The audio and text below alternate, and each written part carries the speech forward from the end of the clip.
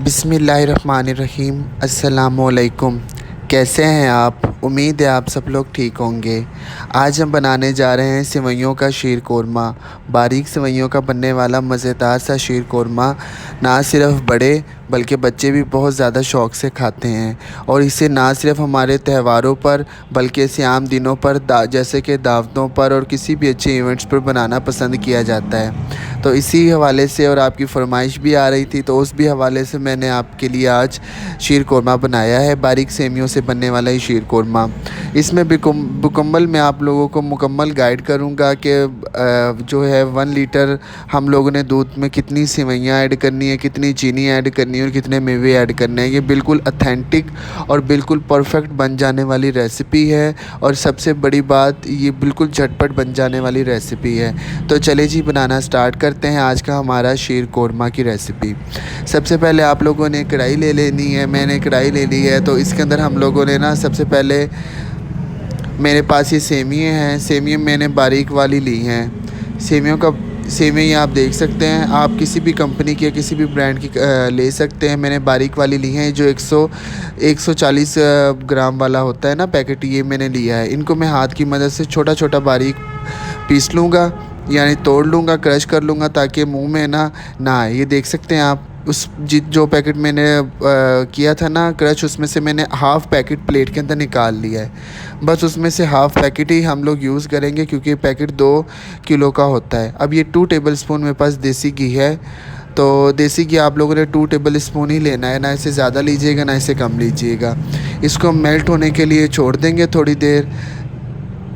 जब ये अच्छे से मेल्ट हो जाएगा ना, तो फिर इसके अंदर हम लोग बाकी चीज़ें ऐड करेंगे। अच्छा, यहाँ पर मैं आपको एक चीज़ बताता चलूँ कि यहाँ पर हम लोगों ने जो ये घी है ना, ये बिल्कुल लो फ्लेम पे इसको ना मेल्ट करना है, ज़्यादा तेज़ फ्लेम पर नहीं करना, क्योंकि ये सड़ जाएगा और जल जाएगा। ये मेरे पास 2 टेबलस्पून किशमिश थी, जिसको मैंने गर्म पानी में भिगोकर और साफ़ कर लिया था। इसको हम इसके अंदर डाल देंगे। और साथ ही हम लोग, मेरे पास ये थे दूसरे मेवे, बादाम थे मेरे पास 2 टेबलस्पून, ये मैं इसके अंदर ऐड कर दूंगा। थोड़ी सी मेरे पास मूंगफली हैं, जिसे नट्स कहते हैं, पीनट्स कहते हैं, ये भी मैं इसके अंदर ऐड कर दूंगा। आप मेवे या नट्स अपनी मर्ज़ी से कम या ज़्यादा ले सकते हैं। जो आपको पसंद हो नट्स, आप वो भी इसके अंदर डाल सकते हैं। ये डालने के बाद मैं इसको हल्का सा 2 से 3 मिनट के लिए करूँगा रोस्ट, देसी घी के साथ। ये देख सकते हैं आप, ये अच्छे खासे यहाँ पे रोस्ट हो गए हैं, और मैंने इतने ही से रोस्ट करने थे, और मैंने बिल्कुल लो में फ्लेम पे से रोस्ट किया है। अभी जो हाफ़ पैकेट मैंने सेमियों का रखा था, ये मैं इसके अंदर ऐड कर दूँगा, और इन सेमियों को मैं अच्छे से भूनूंगा। अच्छा, वैसे तो ये वाली सेमियाँ जो होती है ना, ये ऑलरेडी रोस्टेड होती हैं, लेकिन फिर भी मैं इसको हल्का सा ना बस रोस्ट करूँगा, ऐसे 1-2 मिनट ना, कि इसका जो मज़ीद कच्चापन है वो अच्छे से दूर हो जाए। स्पून या स्पैचुला की मदद से आप लोगों ने साथ साथ ये जो सेवइयाँ हैं, इनको बारीक बारीक काटते रहना है या बारीक बारीक तोड़ते रहना है, क्योंकि ज़्यादा बड़ी सेमियाँ होती है ना, वो शीर कोरमे में अच्छी नहीं लगती। ना तो वो स्पून में आती हैं और ना तो वो खाने में मज़ा करवाती हैं। छोटी छोटी जो सेवइयाँ होती हैं ना, वो ईज़िली स्पून में भी आ जाती हैं, और उससे हमारा टेस्ट भी बरकरार रहता है। ये देख सकते हैं आप, बातों ही बातों में हमारी जी जो सेवइयाँ थी, ये भी रोस्टेड हो गई। इसको हम निकाल लेंगे किसी भी प्लेट में। और अब मैंने लिया है 1 लीटर दूध मैंने फुल फैट लिया है, ठीक है। 1 लीटर की ही मैं आपको रेसिपी दे रहा हूँ। तो ये मैंने 1 लीटर मैंने दूध लिया था फुल फैट। इसके अंदर मैं आधी प्याली के करीब चीनी ऐड कर रहा हूँ। चीनी आप अपने टेस्ट के अकॉर्डिंग ज़्यादा कम भी ले सकते हैं, इसका कोई मसला नहीं है, ठीक है। साथ मेरे पास ये 2 से 3 अदद इलायची हैं, जिनको मैंने इस तरह तोड़ लिया था, ये भी इसके अंदर ऐड कर देंगे। इलायची और चीनी ऐड करने के बाद हम इसे हल्का सा पकाएंगे, और फिर इसका फ्लेम थोड़ा सा तेज़ करके ना हम उबाला आने के लिए इसको छोड़ देंगे, ताकि जो हमारा दूध है ना, उसमें अच्छे से बॉईल आ जाए और उसमें ना यकजा हो जाए, ठीक है ना, चीनी भी और इलायची भी। जी, तो आप देख सकते हैं यहाँ पे हमारे दूध को पकते हुए काफ़ी टाइम हो गया था, और इसे एक बॉईल भी आ गया था ना।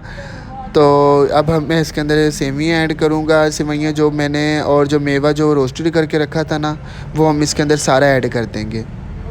ये थोड़ा थोड़ा करके हम लोगों ने इसके अंदर ऐड करना है, और साथ साथ हम लोगों ने ना चम्मच भी चलाते रहना है, क्योंकि जो सेवइयाँ एकदम से दूध के अंदर जाती हैं ना, तो वो जमने का, ये साथ चिपकने का ख़तरा होता है, तो वो साथ चिपक जाती होती हैं। अच्छा, यहाँ पर इसको मैंने हल्का सा 1 से 2 मिनट बस किया है इसको मिक्स, और इसको मैं लो टू हाई मीडियम फ्लेम जो होता है ना, मतलब ना ज़्यादा तेज़ हो ना ज़्यादा कम हो, उसके ऊपर इसको मैं तकरीबन 8 मिनट के लिए कवर कर दूँगा, ठीक है। 8 मिनट के लिए कवर कर दूँगा, बिल्कुल लो फ्लेम पर, ठीक है ना, लो टू मीडियम फ्लेम पर मैं इसको छोड़ दूँगा। तो उसके बाद मैं आपसे मिलता हूँ। जी, तो यहाँ पे 8 मिनट हो गए थे इसको पकते हुए। तो ये आप देख सकते हैं कि दूध हमारा जो है ना वो काफ़ी हद तक खुश्क हो गया और हमारी सेवियाँ जो है ना वो तकरीबन टेंडर हो चुकी हैं।